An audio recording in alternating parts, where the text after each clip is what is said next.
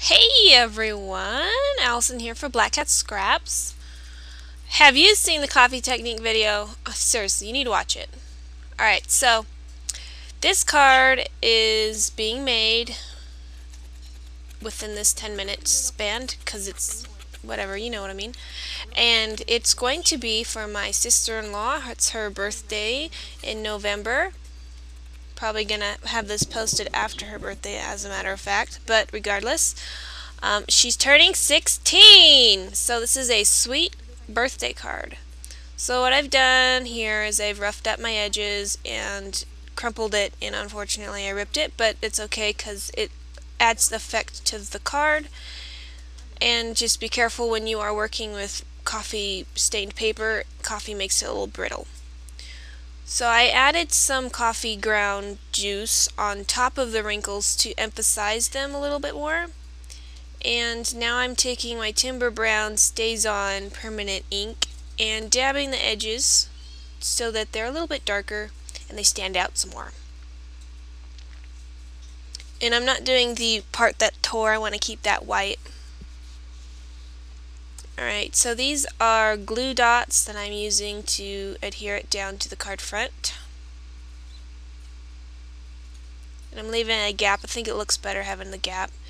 And now there's a butterfly on there. I had stamped that with a Stampendous butterfly stamp with the Timber Brown StazOn.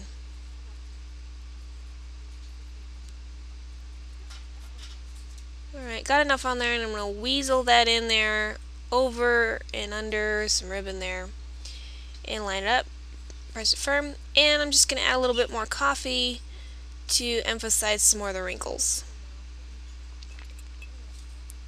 Shooting for busy and aged and roughed up. So I've got some brown ribbon here that I'm tying into a cute little bow because that's going to add some more busyness to my cute little card. And you just gotta keep messing with it until you get the bow you want.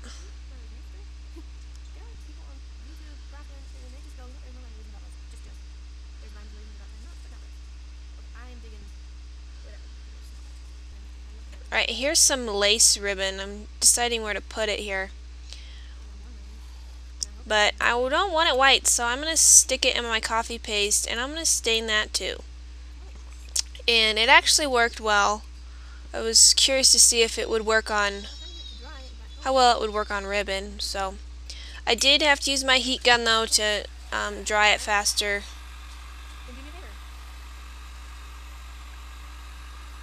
And I've got these butterflies that I've stamped with Inkadinkado Happy Days. And that's probably Timber Brown I used. And here's some liquid embossing that I'm going to put on one of the butterflies. They're going to be overlapping each other. So one's going to be an underneath and one's going to be above, but it's a neat embellishment effect you can do.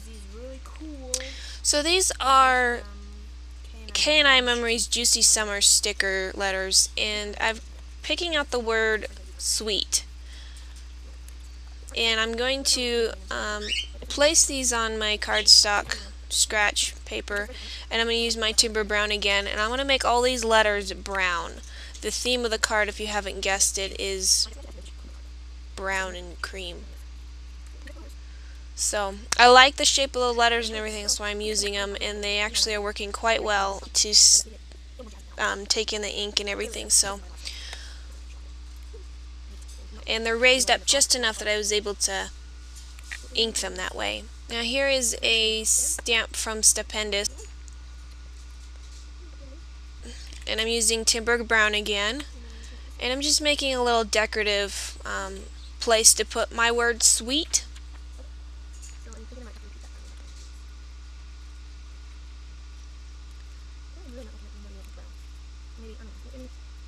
And I'm noticing that I'm not going to have enough room to have them go.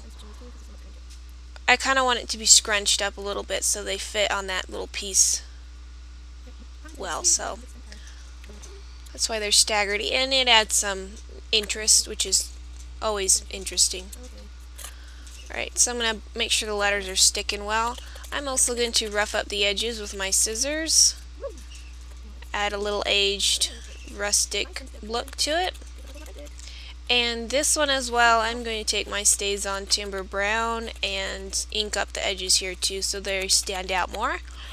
And any papers that I stick down, most of them I have used the Timber Brown on their edges. Now in here, I'm also going to kind of crinkle up some of the corners so I can rub ink on the creases there so they look a little cooler. So if you haven't tried this technique, it's pretty fun. A little messy sometimes if you ink yourself, but as long as you are working for a messy look of a card, if you want it clean, don't bother.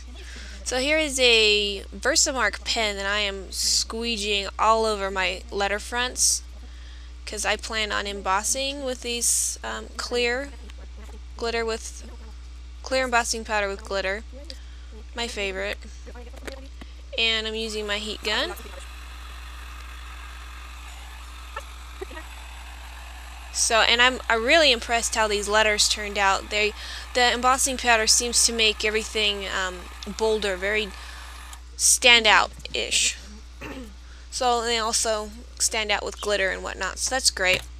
So here's a piece of cardstock that I had practiced a whole bunch of stamps on with a new color box cat's eye that I had gotten. And I actually saw this floating around and I thought it would be perfect to add some more interest to the card. So I'm kind of gauging where I want it so I can have it trimmed. And I'm going to rough this up as well. I'm also going to crinkle that up too. Wrinkles are wonderful in some ways. And I also inked the edges with this with the StazOn. Never thought wrinkle looked so good, huh? So let's skip that out. And also, you know, when you're using your scissors with that, make sure you take note to do your corners well too, because that's often a neglected area. Using the same stupendous stamp and inking with StazOn Timber Brown, and I just kind of added some interest around the edges. Right, I'm going to staple this down, and what's kind of cool is I don't just have regular staples in there, they're actually pink. So I'm just stapling that, looks great. And I'm pretty sure that I went around the edges of the actual card with the StazOn too, so everything's pretty StazOn'd and bordered with ink. Mumble mumble.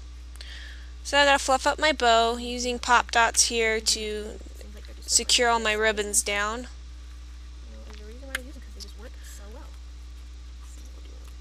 Kind of was hesitant on what I was going to use for this ribbon. It's lacy and it's got a lot of holes in it, so I was like, just use what's best. So to hide all that stuff in there, I've got some pattern paper here from the Sweet Stack, and I'm using my Tombow Mono to glue it down.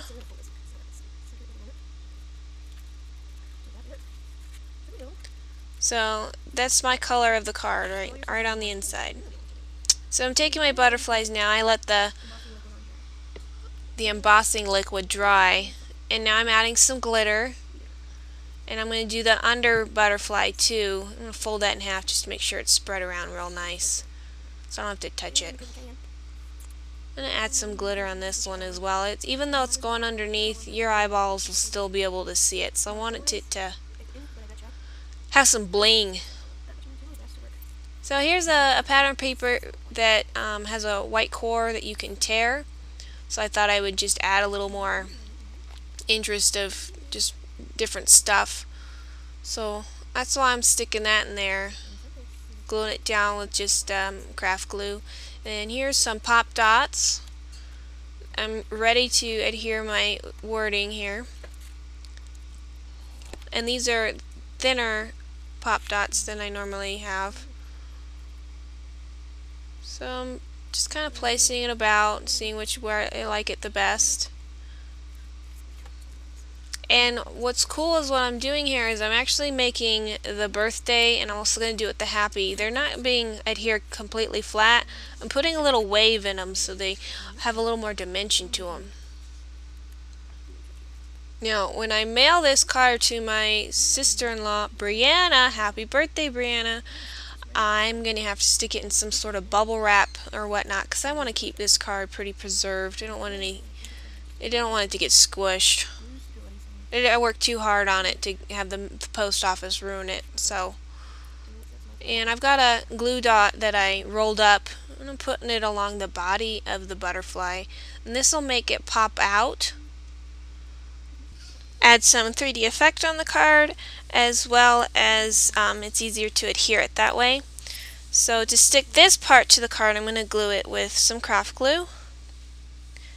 Make my wings pop out. And the card is finished. Thanks so much for watching. Look at how cute that is. Happy birthday, Brianna. Sweet 16. Thanks for watching. Oh, and one more thing. Rate, comment, subscribe, right? Do it. If you have not done it yet, you should do it. Check out my blog if you would like to see the supplies used and the dimensions. Have a great day. Subscribe!